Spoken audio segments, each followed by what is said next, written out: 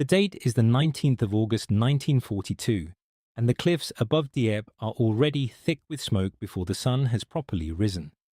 On the shingle beach below, men are dying by the hundred. Canadian infantry, pinned against the stones, have nowhere to go. The sea is behind them, German machine gun nests are ahead, and the narrow beach offers nothing in the way of cover. Then, through the haze and the noise and the chaos, something extraordinary heaves itself out of the landing craft and onto the stones. It is enormous. It is slow. It is, by almost any conventional military standard, deeply ugly. Its hull is slab-sided and angular in all the wrong ways. Rivets and bolts stud its exterior like a badly assembled factory floor. Rust bleeds from its seams even before the salt water has finished dripping from its tracks. The Germans who see it for the first time do not know quite what to make of it, but they are about to find out. The vehicle grinding across that blood-soaked shingle is the infantry tank Mark IV, known to the men who fought inside it simply as the Churchill. And on that terrible morning at Dieppe, in the worst combined operations disaster of the entire war, it will demonstrate something remarkable. Not elegance, not speed, not the kind of mechanical beauty that fills the pages of engineering journals. What the Churchill demonstrates on that beach, under fire so intense that entire battalions are being shredded in minutes, is an almost incomprehensible willingness to absorb punishment and keep moving. Shells strike its hull and skip away. Rounds that would gut a German Panzer IV punch into the Churchill's armour and fail to penetrate. The vehicle is hit again and again, and still its tracks turn, still its guns fire, still it moves forward across ground that would swallow a lesser machine.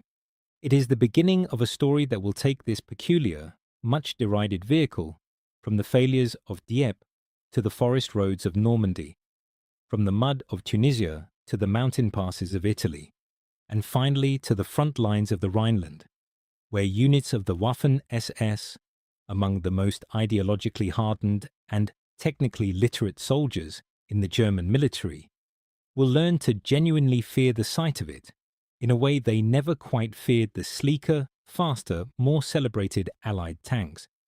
That is what this film is about. Not the most glamorous tank of the Second World War, but arguably the most resilient. Not the fastest nor the most powerful in terms of raw firepower. The most survivable, the one that kept coming.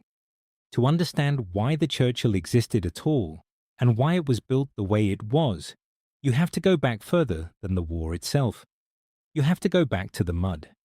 The architects of British armoured doctrine in the late 1930s carried in their institutional memory something that their German and American counterparts did not carry quite so heavily, which was the catastrophic experience of the Western Front. The generals and planners who shaped British tank philosophy had either served in the trenches themselves or had been trained by men who had. They remembered with a specificity that bordered on trauma what the ground of Belgium and northern France actually looked like once artillery had worked it over. They remembered the shell craters, the collapsed drainage, the liquid mud that swallowed men and horses and guns without trace. They remembered that in that environment, even specially designed vehicles had floundered. The Mark V tank of 1918 had been revolutionary. It had also been enormous, unreliable, and almost impossible to keep running in the conditions it was designed for. By 1939, British tank doctrine had split into two broad categories. Cruiser tanks, fast and relatively lightly armoured, were meant to exploit breakthroughs and race across open ground. Infantry tanks, slow and heavily armoured, were meant to do what tanks had originally been designed to do in 1916, which was to move at walking pace alongside infantry through heavily defended ground, absorbing fire and clearing obstacles. The problem was that the existing infantry tanks were not good enough. The Matilda II was well armoured but small, mechanically fragile, and its 2-pounder gun was already becoming obsolete. The Valentine was better in some respects, but still limited. The army needed something new, something that could cross the worst ground imaginable, survive sustained anti-tank fire, and carry enough armor to make the infantrymen walking alongside it feel genuinely protected rather than simply accompanied. The specification that eventually became the Churchill was drawn up under conditions of extraordinary pressure. In the summer of 1940, with France falling, an invasion appearing not merely possible, but probable, the War Office issued a requirement for a new heavy infantry tank. The specification called for armor capable of defeating the standard German 37mm and 50mm anti-tank guns at combat ranges. It called for the ability to cross a trench 2.5 meters wide and climb a vertical obstacle 0.5 meter high. It called for enough internal volume to carry a crew of 5 in reasonable working conditions. And it called for all of this to be designed, prototyped, and ready for production within the space of months, rather than years. The man who responded to that challenge, and the team he assembled at Vauxhall Motors in Luton, were about to produce something that the British press would mock, that frontline crews would curse in language that cannot be repeated here, and that would eventually become one of the most important armoured vehicles of the entire war. Vauxhall Motors was not an obvious choice for tank manufacture. The company had spent the previous decade building cars and lorries, and its engineers were more accustomed to thinking about fuel economy and passenger comfort than armor plate and weapons mountings. But the General Motors subsidiary had manufacturing capacity, engineering talent, and crucially, it was not already overwhelmed with war contracts. When the specification arrived, Chief Engineer Charles Bartlett and his team threw themselves at it, with a speed that was itself a kind of heroism. The first prototype, built in secret at the Luton factory, was running within a year. It was not perfect. It was, in several important respects, deeply flawed. But it moved, and it could be armoured, and in the summer of 1940, moving and armoured was almost enough. The Churchill that went into production in 1941 was built around a concept that the Germans, with their emphasis on speed and offensive power, had largely abandoned. The hull was designed to be long and low, with the tracks running up and over the top of the hull sides in a configuration that deliberately echoed the rhomboidal shape of the First World War tanks. This was not nostalgia. It was engineering pragmatism. The extended track contact with the ground gave the Churchill exceptional ability to cross broken terrain, climb steep gradients, and clamber over obstacles that would stop a Panzer or a Sherman in its tracks. The vehicle was approximately 8 meters long and 2.5 meters tall, and it weighed, depending on the mark, between 38 and 40 tons. That is roughly the weight of 5 double-decker buses stacked in an arrangement that somehow agrees to move. The armour was the Churchill's defining characteristic. The early marks carried armour up to 102 millimeters thick on the front hull. Later marks, following battlefield modifications and official upgrades, would reach 152 millimeters on the hull front. To put that in context, the standard German 75mm gun, the weapon fitted to the Panzer IV and to the Stug 3 assault gun, could penetrate approximately 91 millimeters of vertical armor plate at 500 meters. Against a later mark, Churchill at the front, at standard combat ranges, that gun was not enough.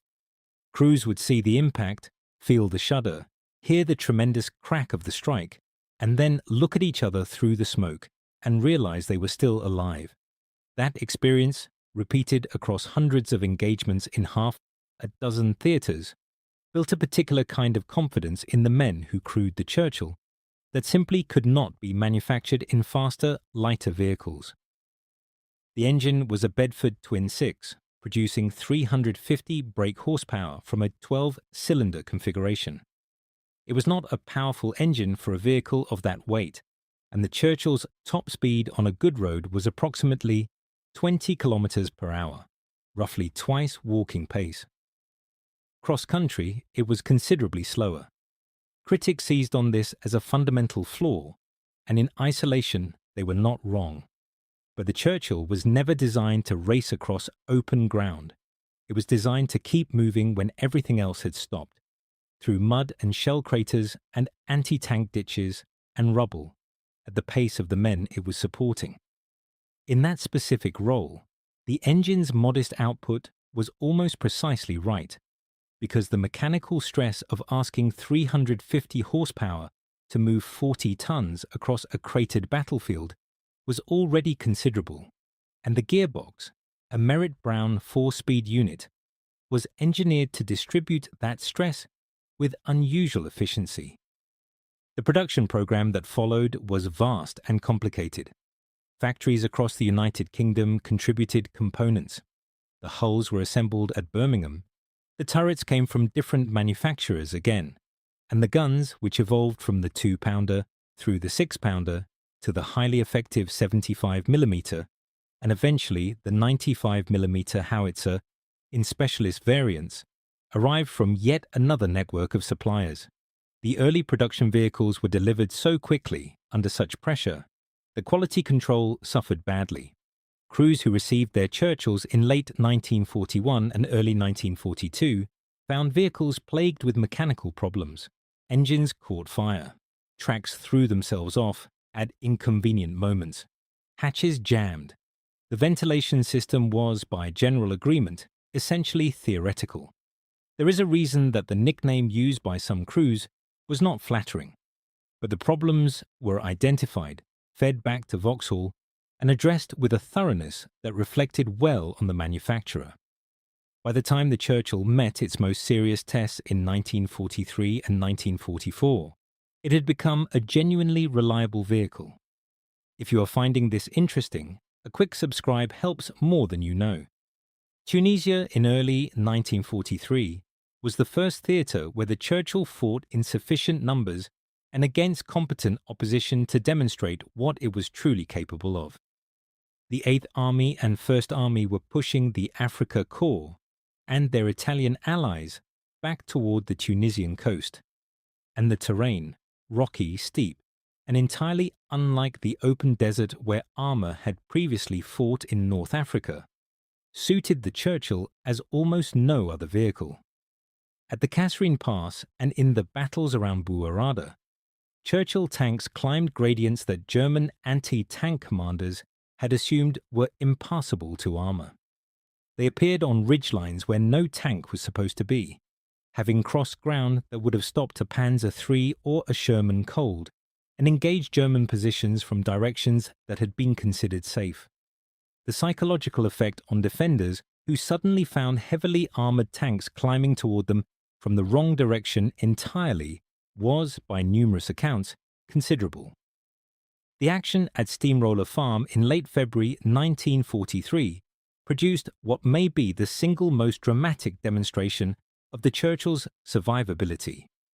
In fighting around the farm complex south of Buarada, a squadron of Churchills from the North Irish Horse engaged German armour and anti-tank guns at close range across difficult ground.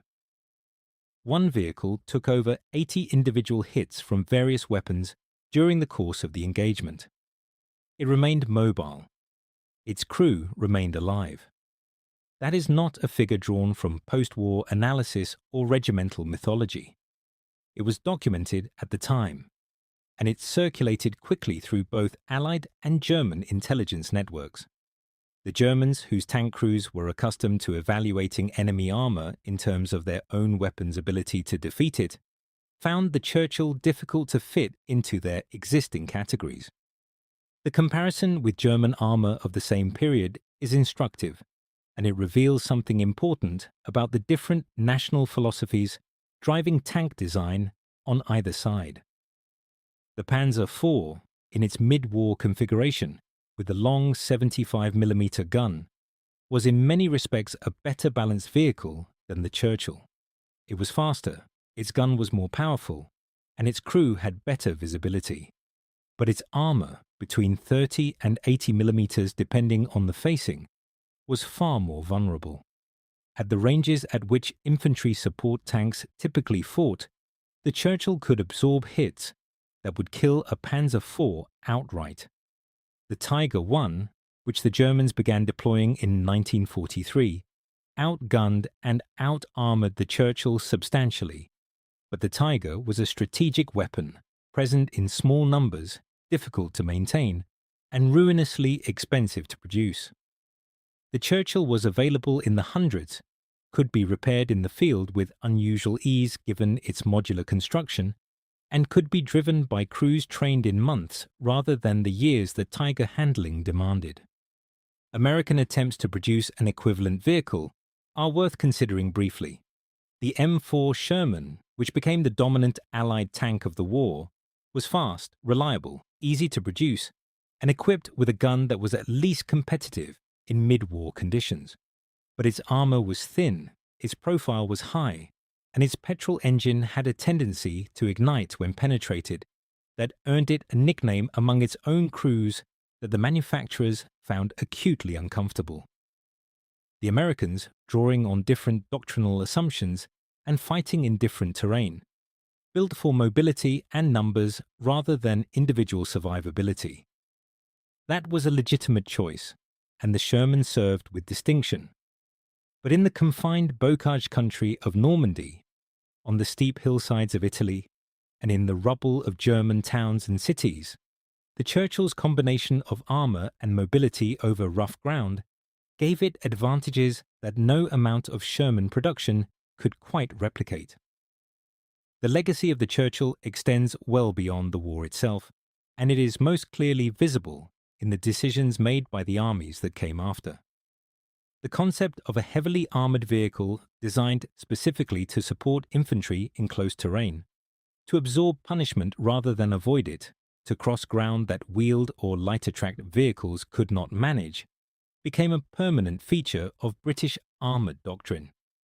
The Centurion, which followed the Churchill into service in the late 1940s, was a different kind of vehicle, a main battle tank that sought to combine the firepower of the cruiser tanks with the protection of the infantry tanks. But the lessons learned from the Churchill service informed its design in ways that armour historians have traced carefully. The Churchill's descendant in concept, if not in direct lineage, is arguably the modern Challenger II, the heaviest and most protected main battle tank currently in British service, a vehicle whose armour philosophy would have been recognisable to the crews who climbed inside a Churchill at Steamroller Farm in February 1943. Surviving examples of the Churchill can be found in several collections. The Tank Museum at Bovington in Dorset holds examples of various marks, including vehicles restored to running condition, that demonstrate, to anyone who watches them move across the museum's grounds, just how extraordinary that cross-country performance actually was. There are preserved Churchills also in Canada, in Australia, and at various sites in the United Kingdom. Memorials to the men who crewed them, and to the engineers at Vauxhall who built them under impossible pressure. The shingle at Dieppe is quiet now. The cliffs above the beach are green in summer, and tourists walk along the front where, on the 19th of August, 1942, the sea ran red and the stones were covered with the dead and wounded of the 2nd Canadian Infantry Division. Of the 29 Churchill tanks that were landed at Dieppe that morning, not one made it off the beach. They were knocked out by anti-tank guns, ditched in the shingle, or abandoned when the order to withdraw came, and there was no way to get them back to the landing craft. By any conventional measure, Dieppe was a disaster for the Churchill. The tank had failed in its most basic mission, which was to support an infantry assault to a successful conclusion. But the technical intelligence gathered from those wrecked hulls on the beach was gathered by German engineers with a thoroughness that tells its own story. They measured the armour. They examined the penetrations, or rather, they noted how few there were relative to the number of impacts. They logged the calibers and ranges at which the hull had and had not been defeated. Those reports went back to Berlin, and they contributed to a reassessment of what the Allies were building and what it would take to stop it. the ugly, rusty, slab-sided vehicle that the British press had mocked and that its own crews had cursed was, underneath all the mechanical problems and the unflattering silhouette, something that German engineers recognized immediately. It was a vehicle designed to be hit and keep fighting. In an army whose tactical philosophy was built on movement and speed and the avoidance of attritional combat, the Churchill represented something almost philosophically threatening, an enemy who would not die.